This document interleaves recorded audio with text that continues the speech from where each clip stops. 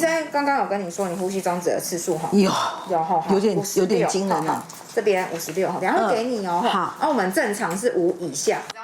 吕小姐刚被诊断出有睡眠呼吸中止症，而且指数已达重度标准。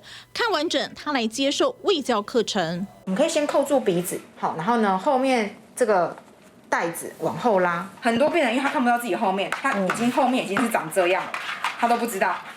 然后这样，然后就戴了一整晚。OK， 反正要平就对了。睡眠技师仔细讲解怎么戴呼吸器，这个机器可以提供正压力气流，经过面罩送入呼吸道，使呼吸道在睡觉时维持畅通，这是常见的治疗方式。患者吕小姐说，会来看医生是因为这1、2年睡觉时，我睡觉会打呼，影响到我先生，然后我先生就没办法睡觉，是不是去看医生？然后医生给他安眠药吃，然后我现在跟那个医生聊我的这种状况，然后那个医生就建议我到呼吸中止症有看这种病的医院做检查，看看我是不是属于这种问题。一语惊醒夫妻俩，吕小姐立刻去挂号，而在做完睡眠检查后，确诊是睡眠呼吸中止症。她说：“真的从来没想过自己有睡眠问题。其实我很好睡，我大概无时无刻我都可以睡觉，我还是觉得睡不饱。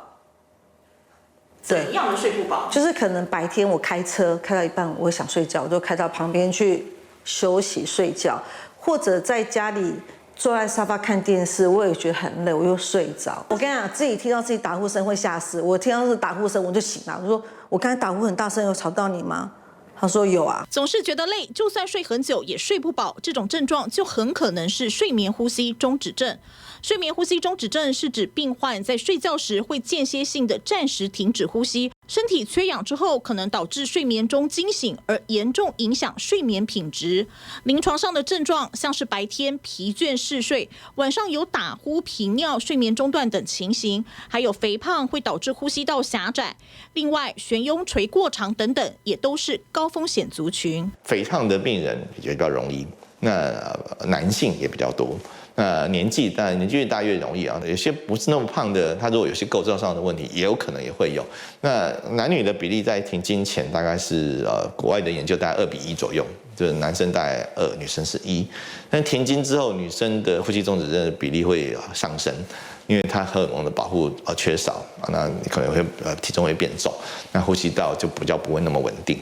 林口长庚肺感染及免疫科主任庄立邦也是台湾睡眠医学会理事长。他提醒，睡眠呼吸中止症不只是睡不饱、没精神这么简单，长久下来会导致高血压、脑中风、心肌梗塞等疾病风险提高。缺氧再回氧就会造成发炎的反应，发炎的物质或是过氧化物就会增加，造成后续我们周状动脉硬化，造成血管的破坏，所以它会造成血管的影响。所以脑血管、心血管这些，我们不管是冠状动脉疾病啊，或者是中风啊，或这些高血压啦，都跟血管会有关系。那久了之后，当然会造成心脏衰竭、心律不整的风险增大。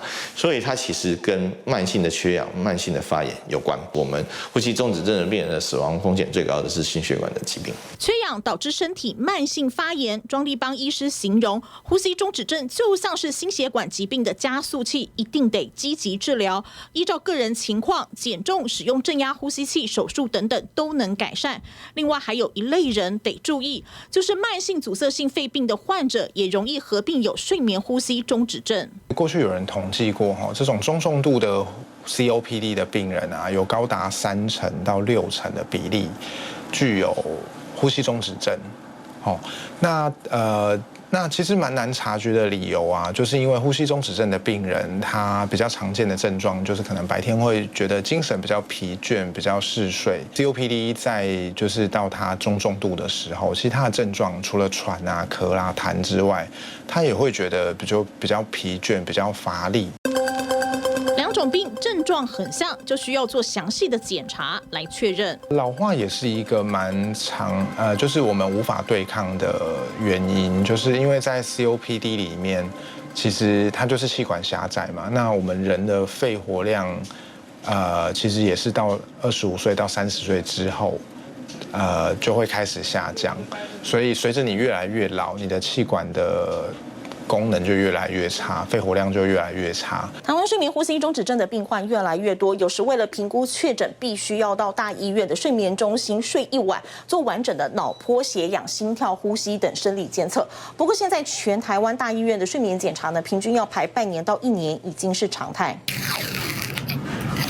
这边是那个我们咀嚼线吼，那就是会看出我们病患晚上有没有磨牙吼，那我们可以借由这个讯号，让我们来指导。那我们双手先打开，然后往前做一点。